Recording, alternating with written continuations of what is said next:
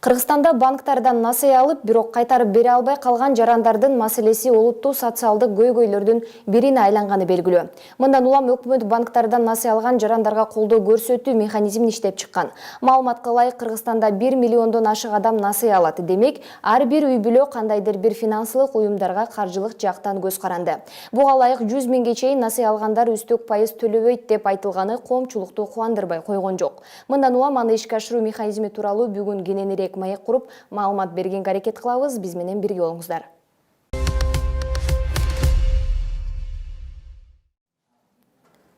Алгач эфирге келген коноктор менен тааныштырып өтсөм, менин сол тарабымда бюджеттик насыяларды башкаруу боюнча мамлекеттик агенттиктен насыялоо башкармалыгынын башчысы Кылычбек Асеков. Саламатсызбы? Саламатсыз. Жана оң тарабымда Улуттук банктын банк эмес финансы кредит уюмдарын көзөмөлдөө башкармалыгынын башчысы Эрлан Абдраимов. Кутман кечиңиздер менен эфирибизге кош келипсиздер. Ал эми урматтуу телегөрүүчүлөр, эфирибиз адаттагыдай түз алынып берилип жатат. Сиздердин суроолоруңуздар үчүн 59 20 55 номуру кызматта. Шаарыбыздын коду 0312. А биз болсо маегибизге киришебиз. Алгач негизи эле бул механизм тууралуу сүйлөшкүм келип жатат. Бул механизмди жүзөгө ашырууга эмне түрткү болду? Алгач Кылычбек ага сизден баштасак. Дагы жол саламатсыздар. Бул эми механизмди иштеп чыгууга бир түрткүдөн бири болуп, эми баарыбызга белгилүү болгондой, коронавирус пандемиясы жалгыз эле ишкер субъекттерге терс таасирин көрсөткөндөн баштап жалпы эле Кыргыз Республиканын жарандарына дагы чоң терс таасирин берди да. Ошо социалдык экономикага абалга кабылган жарандарга мамлекеттик колдоо көрсөтүү максатында ошо Кыргыз Республикасынын өкмөтү ошо 2020 жылдын 13 ноябрында атайын 552 токтомун кабыл алган. Рахмат, ушул эле суроону сизге узатсам, Эрлан мырза. Бул эми негизинен биздин баягы Улуттук банктагы эң башында кардарларга жасаган кадамдардын улантысы деп ойлойбуз. Өкмөттүн тарабынан ушундай токтом кабыл алынып, азыркы убакытта көптөгөн жарандар ушул банктарды жана банк эмес финансы кредит уюмдарынын кардарларына аябай жакшы жардам берип жатат деп ойлойбуз. Ошонун негизинде Каржы министрлигинин тарабынан акча бөлүнүп, ушундай токтомдун кабылданып, азыркы убакытта Улуттук банк менен Каржы министрлигинин ортосунда тыгыз иш алып барып жатабыз. Бул негизинен бул деген азыркы убакытта ошол кардарлардын тизмесин тактап, жана коммерциялык банктардын жана банк эмес финансы кредит уюмдардын даректерин, керектүүчү маалыматын биз Каржы министрлигине реестр менен бердик. Токтомдун алкагында, аткаруу алкагында азыркы убакытта дагы иштер болуп жатат. Рахмат. Негизи 100 миңге чейин насыя алгандар үстөк пайызын канча ай төлөбөйт? Ушул маселеге кененирээк толкуп, кененирээк маалымат берсек. Токтом боюнча 3 ай бою пайыздык чейин төлөөсү бошотулган. Бул тактап өтүп кете турган болсок, 2020 жылдын декабрь айы жана 2021 жылдын январь жана февраль айларында толук пайыздык чейиндер төлөөдөн бошотулат. Кошумча Деле жок, ушундай эле болуп жатат. Эгер 100 миңге чейин насыя алып, бирок колунда бар адамдар кайрылган болсо эмне кылуу керек? Негизи эле азыр коомчулукта бар да, жөнөкөй эле жарандар кандайдыр бир кичинекей иш үчүн, кандайдыр бир балким башка бир өзүнүн кызыктыгы үчүн. Чындап айтып кеткенде, колунда бар адамдар ушу 100 миңге чейинки насыяны алышпайт го деп ойлойм. Анткени буга чейин атайын анализ жасалып келинген. 100 миңге чейинки насыяны алгандар бул негизинен туруктуу кирешеси жок, же болбосо үй бүлөлүк кирешеси жалгыз гана баягы айлык маянадан тура турган адамдар болуп эсептелет экен да, негизинен 100 миңге чейинки алган. Рахмат, бизде чалуу бар, андан кийин маегибизди улантсак. Саламатсызбы, көрөрман? Сиз түз эфирдесиз. Сурооңузду угуп жатабыз. Алло, саламатсызбы? Саламатсызбы? Мен бир суроо берейин дегем. Угуп жатабыз. Ошол азыр 100 миң пайызды 100 миң сомго кирип немелери бар чипке барып атпайбы? 5% туурабы? Түшүндүрмө кененирээк бир жол берип кетсек. Рахмат, көрөрман, чалууңуз үчүн ыраазычылык билдиребиз. Жакшы угуп калдым да, жол сурасын. 100 миңге чейинки алган насыянын 5%бы деп сурап, түшүндүрмө сурап жатышат. Жок, бул 5% эмес, бул негизинен 100 миңге чейин алган кредиттердин пайыздары, үстөмдүк пайыздары жана ислам иштери негизинде келген үстөмдүк баалоонун негизиндеги баардык үстөмдүктөр, ошол пайыздар бар болсо декабрь жана алгачкы январьдагы жана биз февраль айында төлөмдөрдү толугу менен каржы министрлиги төгүп берет. Ошол байсын бул 5% эмес, толугу менен ошол насыяга үстөмдүк болгон пайыздар толугу менен төгүлөт. 100 миң сомго чейин насыясы бар жарандарды колдоо иретинде өлкө бюджетинен 1 миллиард 200 миллион сом жумшалары буга чейин айтылган.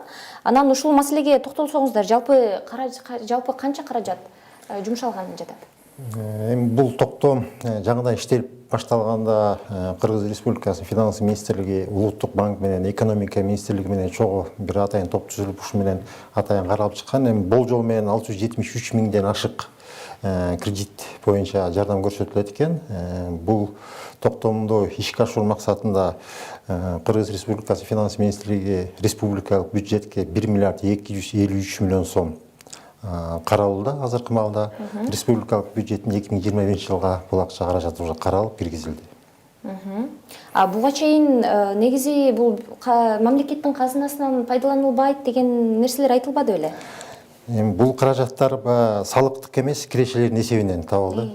Салыктык эмес кирешелердин эсебинен табылып, республикалык бюджеттин 2021 жылга атайын каралып киргизилди. Салыктык эмес кирешелер беренесине кененирээк токтолсоңуз. Эми салыктык эмескеге ал жерге каржы кантип топтолот?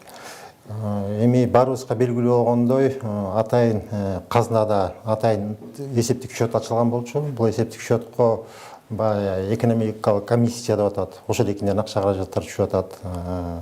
Дагы ар кандай укуктук органдар тарабынан ар кандай бир иштер козголгон болсо, ошол эки козголгон иштердин эсебинен түшкөн акчанын бар тең ошол атайын эсептик счетко атайын топтолуп атат да ошол акча. Рахмат, бизде кайрадан чалуу бар. Саламатсызбы көрөрман, сиз түз эфирде сурооңузду угуп жатабыз. Саламатсызбы, Кутман кечиңиз менен сурооңузду угуп жатабыз. Саламатсызбы?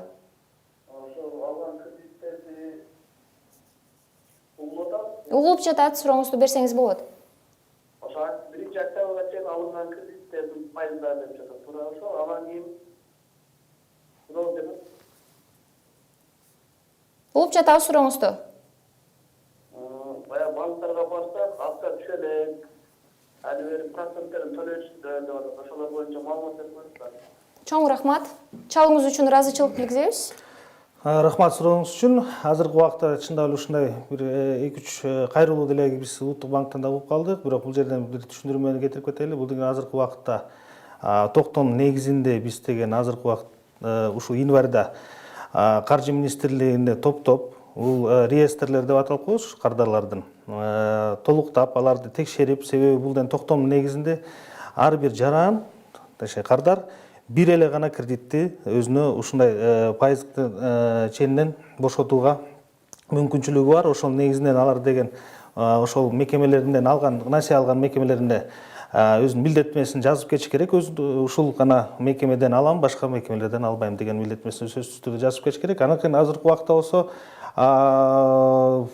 баардык мекемелер менен келишимдер кол коюлуп, алар негизинен силерге ушу сиздин сурооңуздун негизинде айтып коеюн.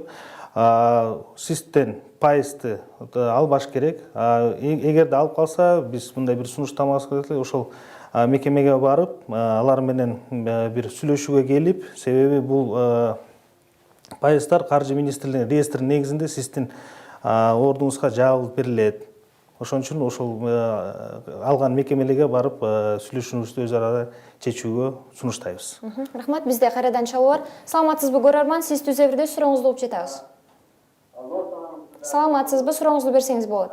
Менин суроом мындай да, азыр учурда 100 миңге чейин кредит алсак, любой банктан, там Мелбулар же кайсы банктан алсак дагы 3 айга чейин 5% төгүп беребиз. Ошондой мен түшүнүгүм боюнча. Рахмат. Сурооңуз үчүн ыраазычылык билдиребиз. Кайра кененирээк түшүндүрмө берет окшойт, себеби бардык эле 5% деген нерсени айтып жатышат. Жок, бул 2020 жылдын 1 октябрына чейин кредит же каржылоо 100 миң сомдон ашпаган алгачкы негизги суммасына гана төлөнүп берет. Азыркы убакта сиз алсаңыз, бул деген бул токтомго дал келбейт. Бул ушул 1 октябрга чейин алган кредиттердикин гана октябрь жана январь, февраль айындарында төгүлүп берилет.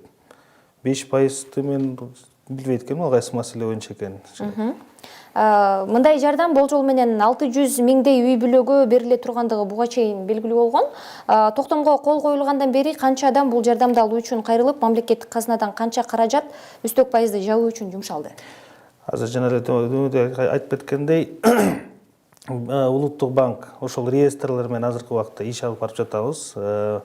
Финансы кредиттик уюмдар менен тыгыз байланышта, алардын арасынан жана параллелдүү кредиттерди алып коюуга дагы жардам берип жатабыз. Азыркы убакта азыр ошонун баарын обработканын негизинде биз Каржы министрлигине ошол тизмени беребиз. Эми азыркы убакта болжол менен дагы санаусу бүтө элек, себеби иштин баары бүткөндөн кийин анан кийин айтууга туура келет да. Саламатсызбы? Бизде кайрадан, мен кечирим сурайм, бизде кайрадан чалуу бар. Саламатсызбы, көрөрман, сиз түз эфирде сурооңузду угуп жатабыз. Саламатсызбы, Кутман кечиңиз менен сиз түз эфирдесиз. Биз могу декабрдан баштап Насияны кармайт деген кармабай эле эми январдан баштап кармайлап жана 100 миңге чейинки кредиттики. Ошон жок. Рахмат. Суроо түшүнүктүү болду окшойт, Ошол бул суроого мындай жооп да. Азыркы убакта сизде кредитиңиздин негизинде 100 миңге чейин алсаңыз, сиздин пайыздарыңыз декабрдагы, январдагы жана февралдагы пайыздарыңыз өкмөт тарабынан төлөнүп берилет. Азыркы убакта Улуттук банк ушул кардарлардын тизмесин тактоо иштери жана иреттөө боюнча маселелер каралып жатат. Ушул январда биз январдын башында эле Каржы министрлигине бул тизмелерди жиберебиз. Жана Каржы министрлиги 20-январга чейин төлөп берет. Ошо мекемелер алып калат ушул акчасын. Рахмат, бизде кайрадан чалуу бар. Саламатсызбы, көрөрман, сиз түз эфирде сурооңузду угуп жатабыз. Кутман кечиңиз менен сурооңузду берсеңиз болот. Мен суроо берейин дедим эле. Биз мисалы үчүн рахмат өзүңөргө. Морики Улуттук банк деп атпайсыңарбы? Биз ошондон кредит ала албайбыз да таптакыр. Барабыз, биздин сурообузду эч ким укпайт, биздикин карап да койбойт документти. Ага караганда жанагы көп пайыз менен эң эле ылдый жагы 27, же болбосо 32-34 менен шинкадан алабыз. Ошол экинин документтери дагы эме оңой. Бир күндө эле документ өткөрүп коесуң дагы, олчогон акчаны алабыз, кайра орчойто төлөйбүз. Ошо жана Улуттук банкыңарды деле документтериңерди азайтып берсеңер, сонун эле алмак элдин баары. Рахмат, көрөрман. Кошумча сурооңуз барбы? Байланыш үзүлүп кетти окшойт. Рахмат сурооңуз үчүн. Бул мыйзамдын негизинде Улуттук банк жарандар менен эч мамилелерди өткөрбөйт. Буга атайын коммерциялык банктар жана микрофинансылык уюмдар, кредиттик союздар бар. Бул мыйзамдын талаптарынын негизинде ушул мекемелер гана насыяларды берүүгө уруксаты бар. Рахмат. Сиздин кошумчага кетчү. Эми жанакы суроо боюнча бир тактап айтып кете турсак, мына буга чейин айтылып кетпеди. 2020 жылдын 1-октябрына чейин 100 миң сом, алгачкы 100 миң сом негизги суммасын алган субъекттерге гана бул жардам көрсөтүлөт деп. Анан негизинен бул финансылык кредиттик уюмдар декабрь, январь жана февраль айында болгон гана негизги суммасын төлөөсүн гана кардарлардан сураш керек. Пайыздарын болсо мана декабрда төлөй турган пайыздарын алар талап кылбаш керек төлөөсүн. Декабрда төлөй турган пайыздарын финансы министрлиги жарандардын ордуна январь айында төлөп беребиз. Январь айында төлөй турган пайыздарын февраль айында төлөп беребиз дагы, жана март айында төлөй турган пайыздык чендерин март айында төлөп беребиз. Ошол 3 ай бою биз төлөп, каржылардын ордуна биз төлөп беребиз. Ушул жогоруда да айтып кетпедизби? Жарандар үчүн декабрь 2020 жылдыкы, 2021 жылдын январь-февраль айларынын үстөк пайызын, негизги суммасын кайсы бир бөлүгүн төлөөдө жеңилдик алышат деп жазылган дейт да. Анан негизги сумманын кайсы бир бөлүгү дегенде кандай түшүндүрүп бересиз? Жок, эми негизги суммасын толугу менен төлөшөт бул жарандар токтом боюнча. Токтом боюнча жарандар пайыздык чендерин, эми орусча айтып кеткенде процентная ставка деп коет, көбүнчөбүз көнүп алганбыз пайыз деп, процент деп. Анан ошо проценттик ставкасын төлөгөндөн бошотулат толугу менен. Ошондо декабрь айы негизги эми биздин баардык жарандар баягы финансылык кредиттик уюмдардан баягы насыя алып аткан маалда кредиттик келишимдер түзүп атпайбы. Ошо кредиттик келишимдин аягында атайын график погашениясы деген болот. Ошо график погашениясинде негизги суммасы канча төлөш керек дагы, жана пайызын канча төлөш керек деп жазылып турат. Ошондо негизги суммасын толугу менен төлөшөт дагы, анан төлөй турган пайызынан бошотулат. Рахмат, бизде кайрадан чалуу бар.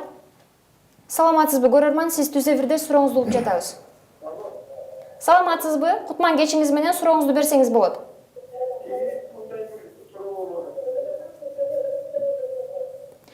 Урматтуу көрөрман, сыналгыдан бир аз алыстап сыналгынын үнүн кичирейтип алсаңыз.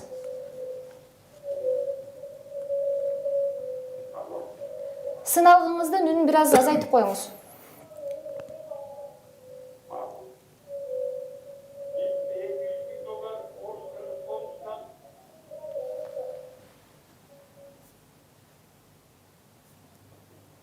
Байланыш үзүлүп кетти окшойт.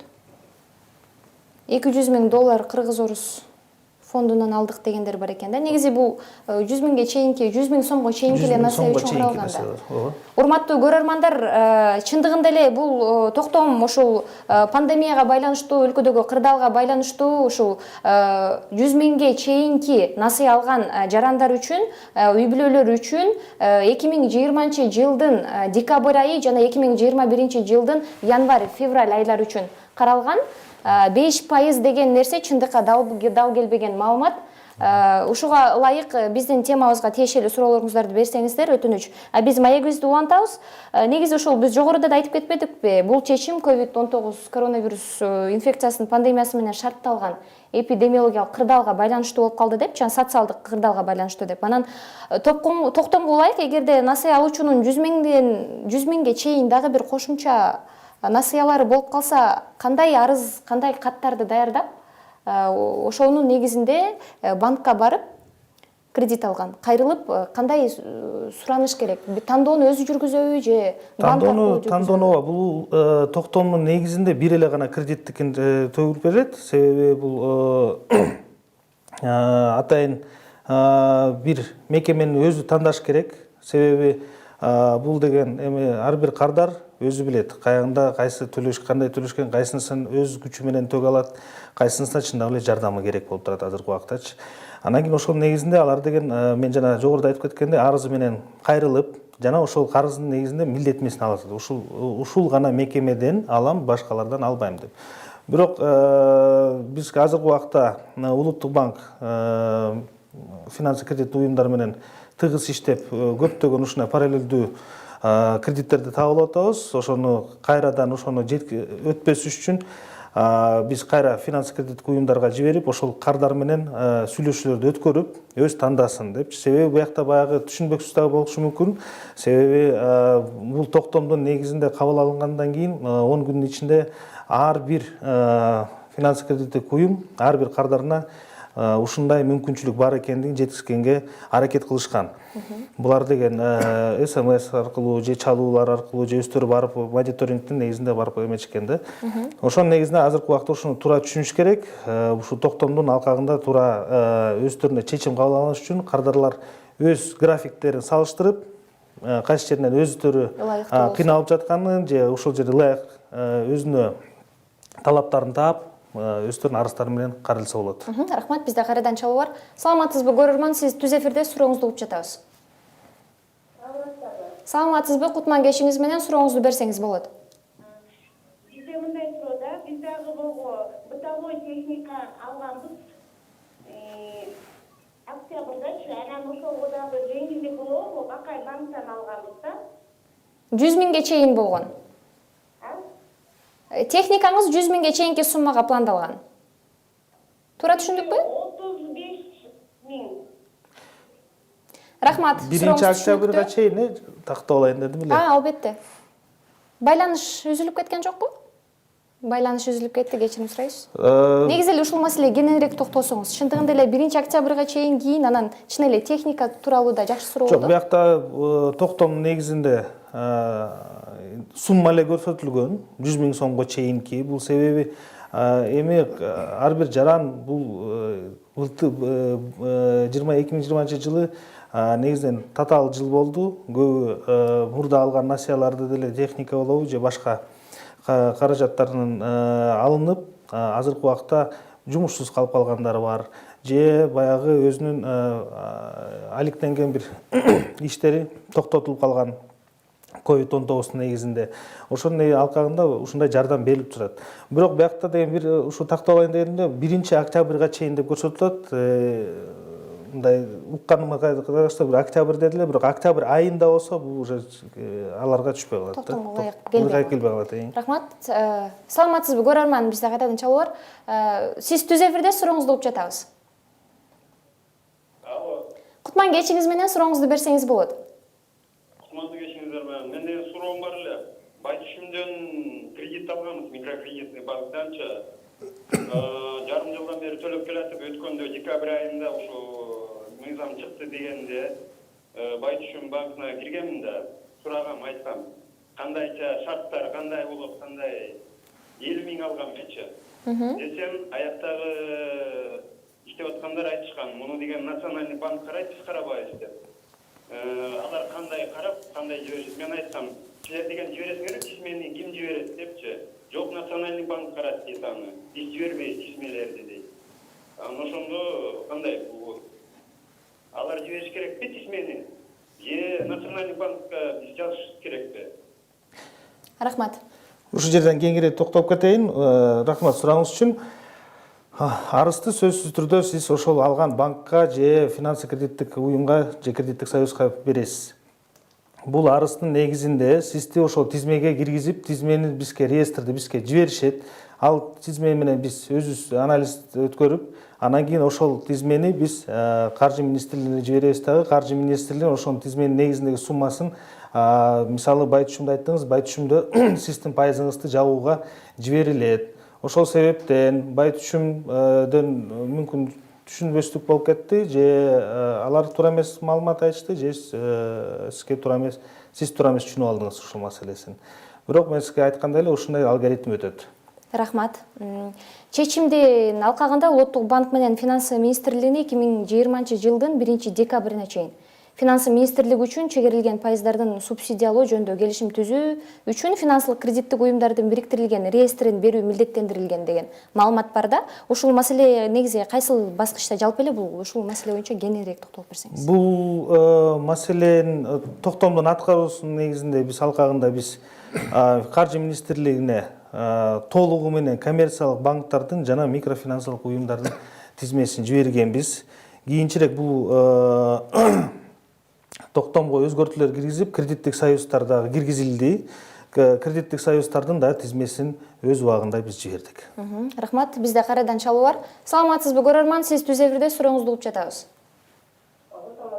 Кутман кечиңиз менен сурооңузду берсеңиз болот. Biz Finka mikrokreditten biz 100 000 сом алганбыз да. Ошого биз барып арыз жазганбыз деген Бирок ошол декабрь, январь, февраль процентин алып коет деген, бирок биз декабрда барганда уже проценти менен основной сумманы и процентине төлөптү да. Сураганбыз эмне үчүн процент төлөп атабыз? Улуттук банк төлөйт эле, Улуттук банк бизге берген эмес дейт. Улуттук банк Финкага берген эмес да, Мөлбулакка бергенде, Мөлбулак мен бир тон абысынын Мөлбулактын процентин Улуттук банк төлөгөн дагы бизге Финкага Улуттук банк акча бөлбөй койгон. Ошонун кандай немелери бар, ошону бир түшүнүп кетсеңиздер. Рахмат. Бул азыркы мен түшүнгөнүм боюнча силерде эки кредитиңиз бар болуп чыгып атат. Сиз негизинен ошол бир мекемени жана айтып кеткендей тандаш керексиз. Эгерде ошондой болсо, анда же Финка же Мөлбулактан сиз арыз жазып, ошонун негизинде сиздин пайыз үстөмдүк пайызыңыз өкмөттүн тарабынан жабылып берилет. Жана эгерде финансы кредиттик уюмдарда силерден азыркы убакта пайыздарды төгүү сунушталып, же ушул декабрь айында силер төксөңүз, бул дагы жолу белгилеп кетейин, сиз ошол тизмеге киресиз, эгерде 100 000 сомго чейин жана 1 октябрга чейин алга салсаңыз, бул тизме деген Каржы министрлигине жиберилет. Каржы министрлигинен ошол мекемеге төлөнүп берет. Сиз төлөп койгон пайызды биз сунуштайт элек, ошол мекеме менен жеке сүйлөшүүлөр менен негизинде же алар силерге кайра кайтарып берет, кайтарып берүүгө милдеттүү болуп калышат, же алдын алган февраль март айындагы проценттерди жаап берүүгө мисалы милдеттемесин алышы мүмкүн да. Эми бир варианттардын бири да. Ошону негизинен өзүңөр сүйлөшүп өткөрүүңүздү сунуштайбыз. Рахмат, бизде кайрадан чалуу бар. Кутман кечиңиз менен көрөрман, сиз түз эфирде сурооңузду угуп жатабыз. Аты жөнү. Саламатсызбы? Сиз түз эфирде сурооңузду берсеңиз болот. Саламатсыздарбы? Мен улуттук банктын өкүлүнө берейин дедим. Албетте. Менин суроомдун биринчи суроом мындай да. Жанакы коммерциялык банктарга, микрокредит компанияларга улуттук банк көзөмөл жүргүзө алабы? Ооба. Анан кийин ошол улуттук банктын бир суроому ушул да, ошолордун процентин азайтканга болобу? Себеби мына мисалы 100 000 алсаң, 3 жылдан кийин ошол 100 000 кайра 100 000 менен төлөп бересиң. Потому что процент 32. Жыл сайын 32 миңден болуп отуруп, ошондо 3 жылда баягы 100 000 кайра 200 000 төлөп берип атпайбы. Бул эң маанилүү просто кандай десем эми? Кандай десем, борчакман бир алып болуп атпайбы. Элдин эле жакшылыкка апарып атат да, могу именно коммерциялык банктар, анан кийин микрокредитный компаниялар. Экинчи суроо. Ушинтип элдин башынан айланбай деп, ошондан көрөк ошо тиги компаниялардын процентин азайтсаңар элге да эң болмок. Потому что кыргыздарды билесиңер, бир эмес, экиден, үчтөн кредит бар кишилер жатат. Билесиздер да бар деген. Анан кийин төлөгөнбөбүзүн, конечно, мына пандемиядан кийин такы төлөй албагандар болуп атпайбы. Үйлөрүн алдып койгондар болуп атат, ошо боюнча суроону ошо боюнча берейин. Рахмат. Суроо түшүнүктүү болсо жооп берсеңиз болот. Ооба, чоң рахмат сурооңуз үчүн. Негизинен пайыздык чендин төмөндөтүү боюнча бир нече иштерди аткарып жатабыз. Улуттук банк жыл сайын кредиттик аукциондорду өткөрүп жатабыз. Бул деген айыл чарба секторуна атайын бөлүнүп бере турган төмөнкү пайыздагы кредиттерди берүү үчүн Улуттук банк өз жанынан колдоп аукциондорду өткөрүп жатабыз. 2020 жылы биринчи жолу микрофинансылык уюмдарга атайын аукционду дагы өткөрдүк. Анын негизинде Улуттук банк 1 миллиард сомду бөлүп чыккан. Бирок ушул талаптардын негизинен 260 миллиону бөлүнүп берилди. Алардын мисалы пайыздык чейини ошол айыл чарба секторуна жана Бишкектен тышкары региондорго, областтарга бөлүнүп бериле турган максатында берилген. Алардын пайыздык чейини мисалы 14% болчу. Мындан тышкары Улуттук банк айрым эмелерге, укуктук актыларга өзгөртүүлөрдү киргизип, банктарда мисалы РПП деген бар, резервтери. Ошолордун резервтеринин мисалы өлчөмдөрүн төмөндөтүп, бул деген дагы ошол пайыздык чейинге себестоимостька кире турган бир позициясы, ошону дагы төмөндөтөт деп ойлойбуз. Азыркы убакытта төмөндөтүү боюнча маселелер дагы алдыда каралып жатат. Бул кредиттик аукциондорду дагы улантууга биз даярбыз. Ошонун негизинде дагы биз иш аткарып жатабыз. Бул деген эми быйыл болбосо дагы ушул жакын арада пайыздык чендер түшөт деп биз ишенебиз. Рахмат, бизде кайрадан чалуу бар. Кутман кечиңиз менен көрөрман, сиз түз эфирде сурооңузду угуп жатабыз. Саламатсызбы? Сурооңузду берсеңиз болот. Мен суроомда мен айбактан 50 000 сом кредит алган элем. Айбактан 50 000 сом алган элем, кечээинде аңжап бердим, азыр процент кыскарат деп. Кийин кайра дагы процентин төлөйсүң деп процентин төлөдүм да дагы. Декабрь айы үчүнбү? Ошол кредиттин процентин кайра төлөйсүңөр деген такыр бар. Тиешелүү документтериңизди апардыңыз беле? Ооба, документтерим апардым. Аңжап бердим, процент кыскарат дегенде. Ondan kayra çakırıp, trafiğini kayra söylüyordum değil mi? 748 som söylüyordum daha. Рахмат, сурооңуз түшүнүктүү. Чындыгында эле эгерде банк тараптан ушундай киши кардардын кредит насыясы 100 миңге чейин болуп, эгерде талаптын баарына туура келсе, бир насыясынын үстөк пайызын өкмөт тарабынан төлөтүүгө арызын, документин жиберген күндө, бирок банк тарабынан кайра артка жиберилген болсо эмне кылуу керек? Жок, бул артка негизинен жиберилбеш керек. Бул механизм бир тарапта эле кетет. Себеби бул деген толук документтер толгонун негизинде Улуттук банк айтып атпаймынбы, ошо бизде тизмеси жиберилет, реестр. Реестрдин негизинде биз өз анализдерди өткөрөбүз. Ошону бул деген мисалы мүмкүн банктын кызматкериненби же банктын өзүнөн туура эмес түшүндүрүү иштери өткөрүлдүбү, же кардардын туура эмес түшүнүп же дагы бир документ керек экен, ушуну бир мындай ийне жибине чейин такташ үчүн, эгерде ушундай маселелер болуп атса, Улуттук банктын дарегине же Каржы министринин дарегине чалып, ушундай тактоо иретинде биз сунуштайт элек. Себеби ар бир жарандын, ар бир кардардын ситуациясын өзүнчө караш керек, жеке. Себеби көпчүлүгүндө бизге деле чалуулардын негизинде түшүнбөстүктөр да болуптур, же ошол банктын кызматкерлери толугу менен аягына чейин жеткире албай алышкан маалыматты. Ошонун негизинен Улуттук банкка же Каржы министрлигине дарегине кайрылсаңыз болот. Рахмат, кайрадан чалуу бар бизде. Кутман кечиңиз менен көрөрман, сиз түз эфирде сурооңузду угуп жатабыз. Саламатсызбы? Сурооңузду берсеңиз болот. Каракол шаарынан чалып калдык, Кызылкөл областынан. Декабрда заявление жазганбыз кредит боюнча. Бирок декабрда жазганбыз, бирок по-любому декабрь будет полное погашение алдык да. Кайсыл банк? Байлык финанс. Микрокредитный финансовый да, компания. Анан это получается январдан баштап ошондо процентин ала баштайбы, либо декабрдан баштап алыш керек dedi. Акча мамлекеттен түшө элек деп айтты да. Пока полное погашение кыла бересиң деп түшүндүрдү. Рахмат, оюңуз түшүнүктүү. Дагы бир жолу кайталап кетейин ушул жерден. Чындап эле кээ бир кардарлар ушинтип төлөп кеткен маалымдар деле болуп калды, бирок ошол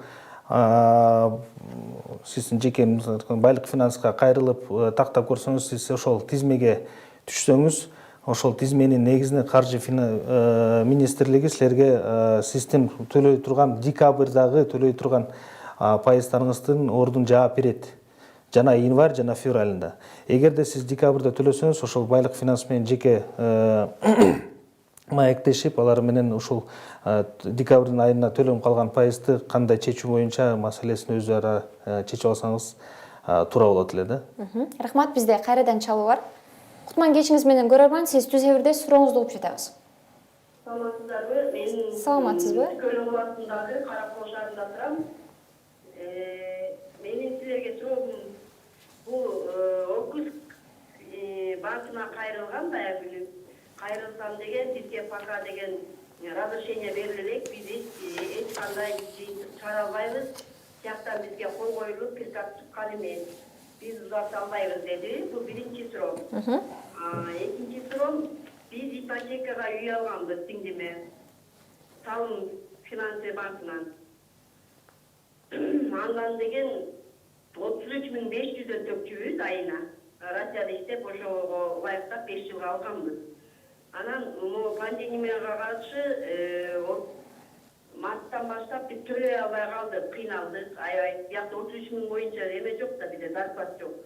Анан барып салымга сүйлөшүп, эптеп чоюп, 3 айткын чойдук. Андан кийин декабрга, январга чейин чойдук, ошентип атып, азыр 39.500ге чыгып кетти. Биз ошондо годовой процентибиз 30 канча миңге, 35%ке чыгып кетип атса, эми кандай кылыш керек, кимге кайрылышыбыз керек?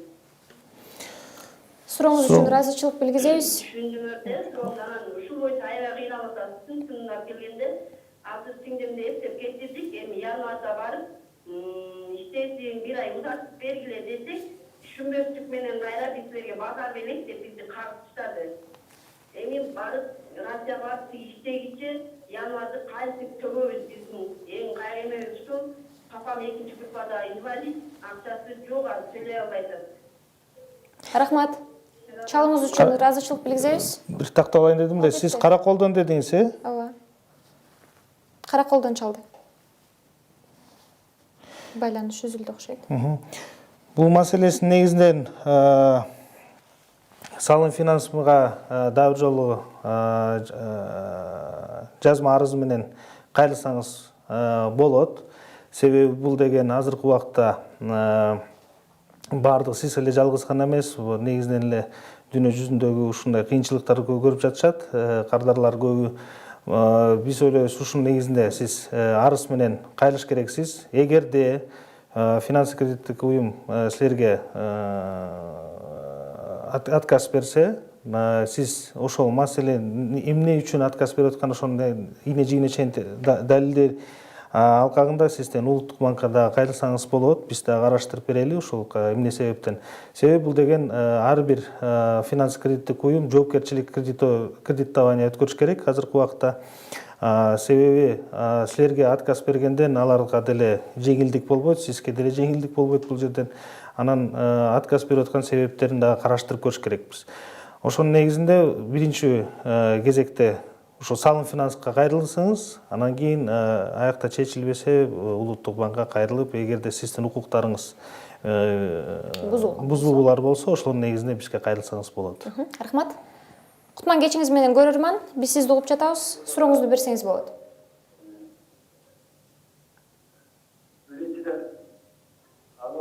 Саламатсызбы? Сиз түз эфирде сурооңузду угуп жатабыз.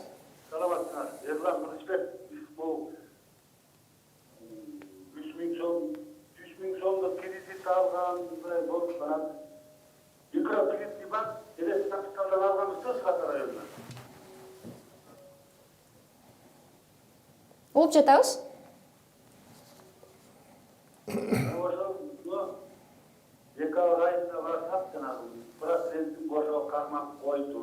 Чоңуна кредит сурасам, андай приказ бизге берилет деп. Рахмат. Негизи эле көрөрмандардын көпчүлүгү ушул суроо менен кайрылып жатышат. Балким негизи токтом күчүнө киргенден кийин декабрь айынын 1-инен башталды беле бул нерсе?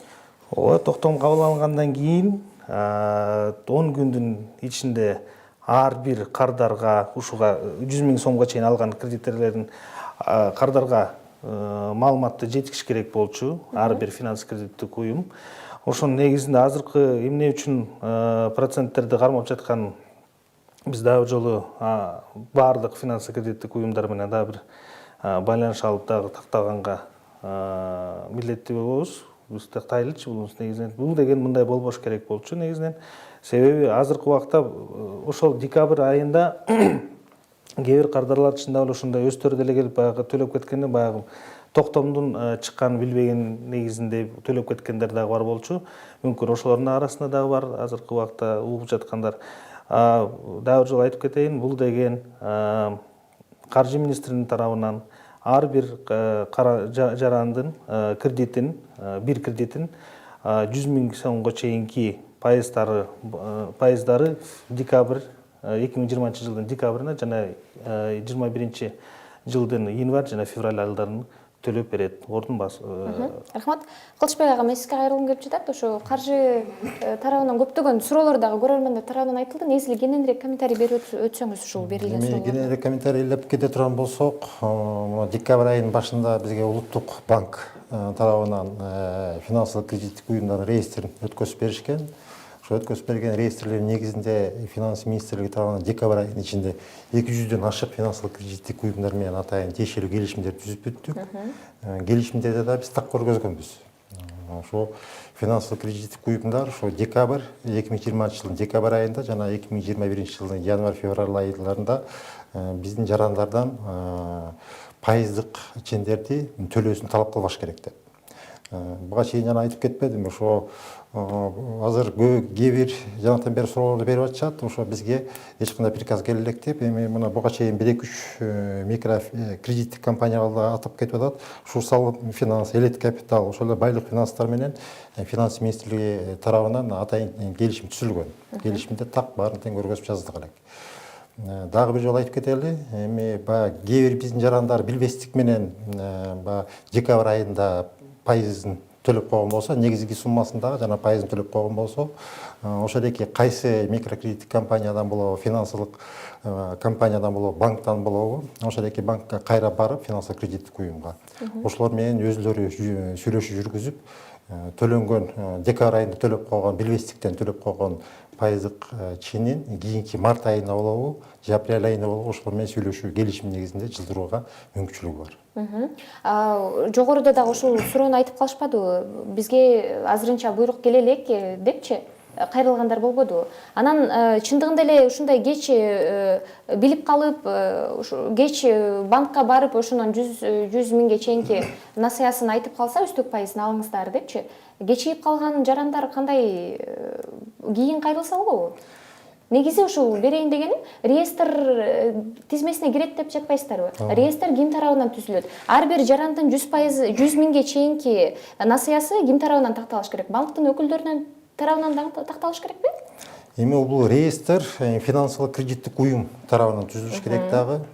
Анткени биздин финансылык кредиттик уюмдардагы так маалыматтар бар да, зайымчылар боюнча. Ошондо реестрди финансылык кредиттик уюмдар түзүп туруп, толугу менен анан ай сайын түзүп туруш керек. Декабрь айында бир реестр, январь айында өзүнчө реестр жана февраль айында өзүнчө реестр. Ошондо 3 ай бою реестр түзүшөт дагы. Улуттук банк өткөзүп беришет. Улуттук банк аркылуу тарабынан кичине обработкасы жүргүзүлүп туруп, анан ошо реестр финанс министрлигине өткөзүлүп берилет. Өткөзүлүп берген реестрлердин негизинде анан финанс министрлиги ошо финансылык кредиттик уюмга толугу менен реестрде канча сумма көргөзүлгөн болсо, кардарлардын жана эмелери боюнча ошодеки акчасын биз толугу менен финансылык кредиттик уюмга төлөп беребиз. Ошол реестр такталган болсо, эгерде кандайдыр бир жаран кардар ошол өзүнүн документи даяр улуттук банк тарабынан такталган туура болсо, бирок банкка барганда банк кызматкерлери кандайдыр бир себептер менен жогоруда айтышпадыбы? Бизге уруксат бериле элек деген сыяктуучу. Шашпай кайра караңыз деген сыяктуу. Анан кечирээк барып калган болсо, чындыгында эле банк тарабынан, ошол кызматкерлер тараптан, финанс уюмдар тараптан маалымат берилиш керек кошумча. Эмне себептен жарандар мисалы декабрь айында барса, маалыматы жок, алар ошол үстөк пайызын кошо төлөп салып атат. Бул деген токтом негизинде ар бир финанс кредиттик уюм милдеттүү болчу. Ар бир өзүнүн кардарларына ушул 100 миңге чейин жана 1-октябрга чейин алган кредиттеринин маалыматтарды жеткизүү боюнча булар милдеттелген. Ошол себептен ушул мүмкүн ушул жерден баягы биздин баягы финанс кредиттик уюмдардын саны деле өтө көп болуп жатат азыркы убакытта, себеби ошол эле кредиттердин 673 кредит азыркы убакытта болжол менен саналганда болгондо мүмкүн кээ бирлерине чейин баягы жетпей калган мүмкүн. Себеби кээ бирөө дагы азыркы убакытта бияктан өз убагында кредит алып, насыя алып, бирок ушул турмуштун негизинде же жакшы бир жумуш тапкан негизинен Россияга кетип калгандар бар, Казакстанга кетип калган, башка чет өлкөгө кетип калгандар бар. Ошолорго баягы жетпей калышы мүмкүн да ушул маалыматычы. Ошондой случайлар деле болуп келди бул убакта. Бирок ар бир кардар ушул убакта азыркы, то есть могул реестр, кардарлардын реестри бизге бергенине жоопкерчилиги бар. Ар бир финанс кредиттик уюмдун жоопкерчилиги бар. Ошол так, туура экенин, себеби биз өзүбүз улуттук банк аны обработка кылган болгону жанагы 100 миң сомго чейин, бул биринчи критерий, 1-октябрга чейин берилгендиги такталат, жана параллелдик кредиттерди каралып жатат дагы бүттү. Ошол менен негизинде биз туура кылып каржы министрлигине жиберебиз. Ушул жерден улуттук банктын жумушу ушул доктом негизинде белгиленген. Рахмат. Жыйынтыктоочу суроо болсун, себеби эфирибиздин да сапары карып баратат. Негизи бул мамлекеттик казынага кошумча чыгым болуп калбайбы? Азыр үстүбүз биз негизи билебиз да, азыр өлкөдөгү абалды билебиз, эпид кырдаалды билебиз. Эми чындап айтканда бул республикалык бюджеттен кетип атат да бул акчанын баары. Но эми чындап айтканда Кыргыз Республикасынын өкмөтү өз жарандарына көмөк көрсөтпөгөндардан башка кимге көмөк көрсөтөбүз? Анан чындап айтканда мына 2020-жылы баарыбыз эле күбө болдук. Биздин жеке ишкерлерибиз да, жалпы кыргыз жарандар дагы ошо коронавирус пандемиясынан аябай жапа чегип калышты. Анан эми чындап айтканда мына болжол менен 673 миңден ашык жаран деп атабыз. коронавирус пандемиясы башталып калганда канчалаган биздин жарандарыбыз иши жок отуруп калышты. Ошол эки боюнча баягы пайыздарын төлөө боюнча аябай кыйынчылыктар келип калганга байланыштуу баягы Кыргыз Республикасынын өкмөтү ошол атайын чечим кабыл алды. Ошол бир жардам көмөк көрсөтүү максатында. Рахмат. Урматтуу коноктор, убактыңыздарды бөлүп бизге келип маек куруп бергениңиздер үчүн чоң ыраазычылык билгизебиз. Бизде бүгүн конокто бюджеттик насыяларды башкаруу боюнча мамлекеттик агенттиктин насыялоо башкармалыгынын башчысы Кылыч Асеков жана Улуттук банктын банк эмес финанс кредит уюмдарын көзөмөлдөө башкармалыгынын башчысы Эрлан Абдраимов болду. Муну менен Пирамида каналынын түз эфирде акцент программасы ишин жыйынтыктайт. Эмки берүүгө чейин аман туруңуздар.